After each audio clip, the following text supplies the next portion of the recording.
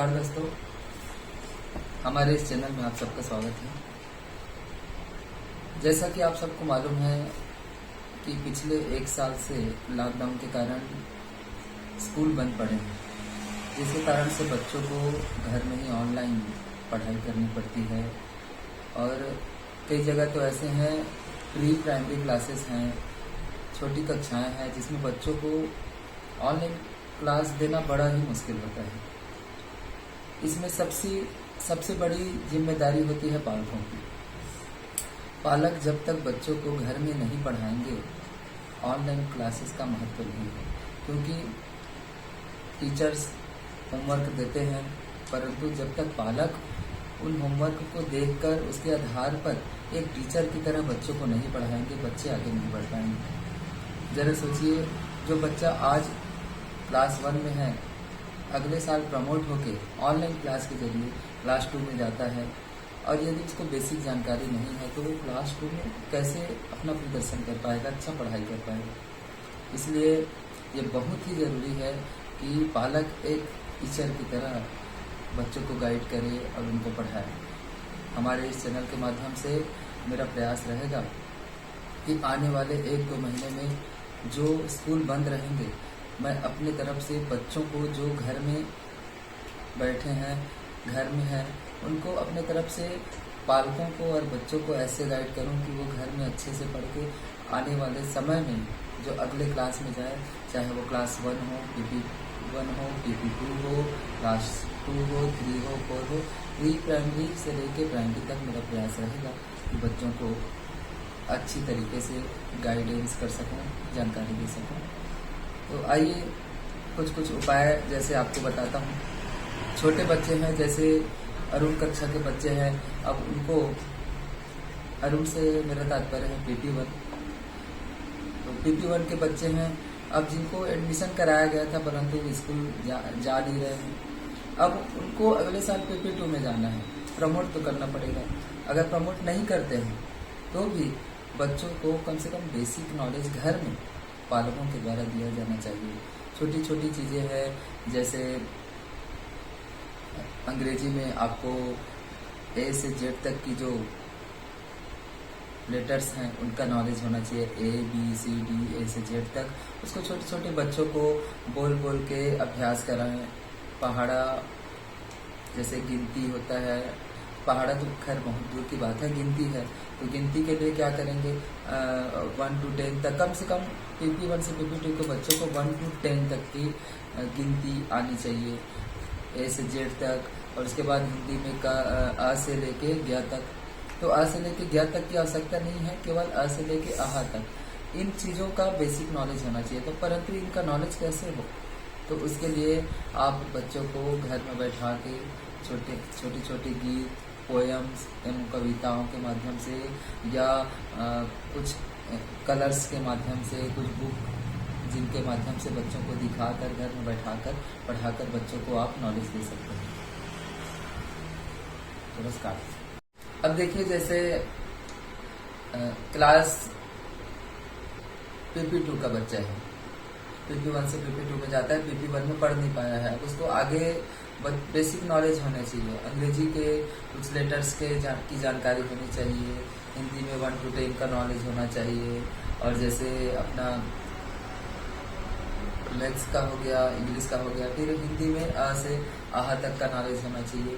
तो जैसे अब छोटी छोटी चीज़ें हैं, जैसे आ से क्या होता है, अनार होता है, तो बच्चों को अनार दे रहे हैं तो उनको कम से कम बातचीत करते हुए, ये क्या है बेटा, आ से अनार। फिर जैसे आम, इमली, इख, उसके बाद उल्लू, उनके ऋषि के री, इन सब चीज़ों का वस्तुओं को दिखाते हुए, उनका प्रयोग करते हुए उनको बताना चाहिए कि बेटा ये आ से आम, इसे इमली। इस प्रकार की घर में ही रहते हुए उनको उन चीज़ों को बताना चाहिए।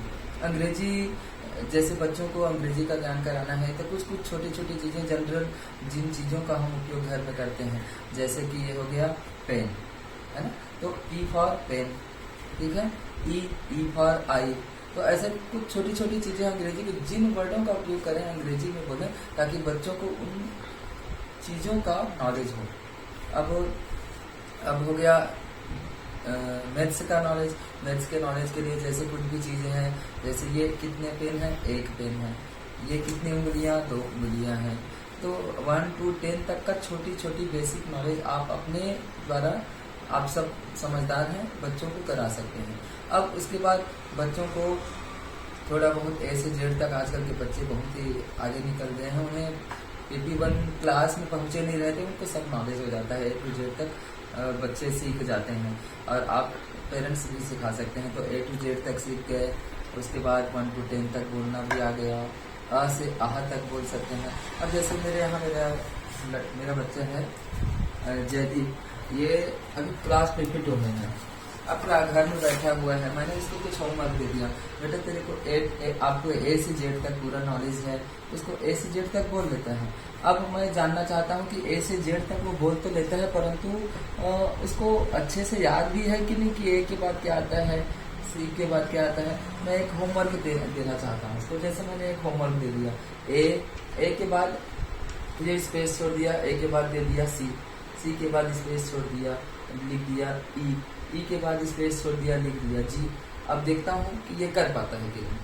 आप इसको करके बताओ बेटा।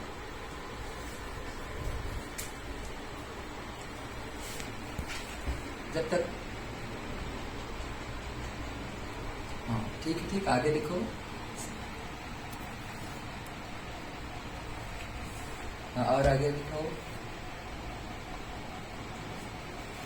और आगे दिखाओ।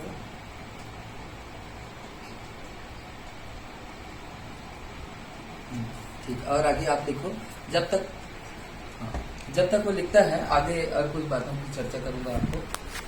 हम इस चैनल में बच्चों को पढ़ाई के साथ साथ संगीत शिक्षा, संस्कार शिक्षा, उसके साथ साथ जो अनिवार्य शिक्षा बच्चों को देनी चाहिए, आपको बताने का प्रयास करूंगा।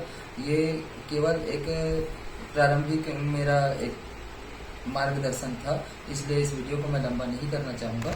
इसके बाद मैं आगे छोटे छोटे टॉपिक को लेकर वीडियो बनाऊंगा, जिससे हर चीज़ को क्लियर किया जा सके। अभी मैं जैसे हिंदी, अंग्रेजी, गणित तीनों की बात कर रहा था, परंतु एक टॉपिक रहेगा, उस टॉपिक के ऊपर बच्चों को कैसे पढ़ाएं मैं आपको आगे बताऊंगा, ताकि आगे मैं अच्छे से अच्छे किसी एक टॉपिक को लेकर आपको सही तरीके से गाइड कर सकूं।